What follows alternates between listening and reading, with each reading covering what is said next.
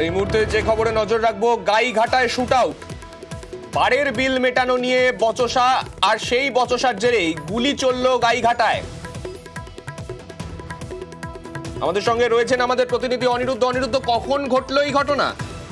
দেখো, তোমাকে জানিয়ে রাখি সান্নিক, গতকাল রাতে গাইঘাটার একটি বারে তারা বিল মেটানো নিয়ে বচসার জেরেই গুলি চালায় এবং সেই গুলি গিয়ে লাগে বারের একটি ফ্লেক্সে এবং বলা যেতে পারে তাতে কোনো রকম আহত কেউ হয়নি। কিন্তু এই গুলি চালানোর ঘটনার পরে রীতিমতো আতঙ্ক ছড়িয়ে পড়ে এলাকায়। এই ঘটনার খবর শুনে পরবর্তীতে ঘটনাস্থলে পৌঁছায় গাইঘাটা থানার পুলিশ। তারা তদন্তে নেমে ইতিমধ্যেই যে দুই অভিযুক্তের বিরুদ্ধে এই অভিযোগ উঠেছিল তাদেরকে গ্রেপ্তার করা হয়েছে। গাইঘাটা থানার পুলিশ ইতিমধ্যেই একজনকে গ্রেপ্তার করেছে এবং বনগাঁ থানার পুলিশ আরো একজনকে গ্রেপ্তার করেছে। ধৃতদের বিরুদ্ধে এই অবৈধভাবে এরকম অস্ত্র রাখা এবং গুলি চালানোর মামলা রুজু করেছে ইতিমধ্যে গাইঘাটা থানার পুলিশ। ধৃতদের আজ বনগাঁ মহকুমা আদালতে পাঠিয়েছে এবং বনগাঁ থানার পক্ষ থেকে যাকে গ্রেপ্তার করা হয়েছিল তাকেও বনগাঁ থানার পক্ষ থেকে বনগাঁ মহকুমা আদালতে আজ পাঠানো হয়েছে। অনিরুদ্ধ, এই গোটা ঘটনায় মোট কজন যুক্ত ছিল? কেননা ইতিমধ্যেই তুমি বললে দুজনকে পুলিশ তাদের নিজেদের হেফাজতে নিয়েছে, কিন্তু মোট যুক্ত কজন ছিল?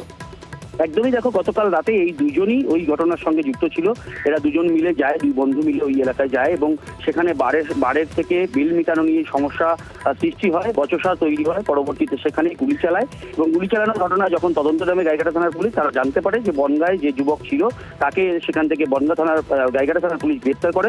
পরবর্তীতে আরো এক যুবক অর্থাৎ অমিত হালদারকে বনগাঁ থেকে গ্রেপ্তার করেছে বনগাঁ থানার পুলিশ। ধৃত দুজনেই অভিযুক্ত এবং ধৃত দুজনকেই, একজনকে গাইঘাটা থানার পুলিশ এবং অন্যজনকে বনগাঁ থানার পুলিশ গ্রেপ্তার করে এবং ধৃতদের বিরুদ্ধে অস্ত্র মামলা রুজু করা হয়েছে এবং আজ তাদের বনগাঁ মহকুমা আদালতে পেশ করা হচ্ছে। অর্থাৎ মদ্যপ যুবক যারা গুলি চালিয়েছিলেন তাদের গ্রেফতার করা ইতিমধ্যেই সম্ভব হয়েছে পুলিশের পক্ষ থেকে এবং আজকে আদালতে পেশ করা হয়েছে তাদের। ধন্যবাদ অনিরুদ্ধ।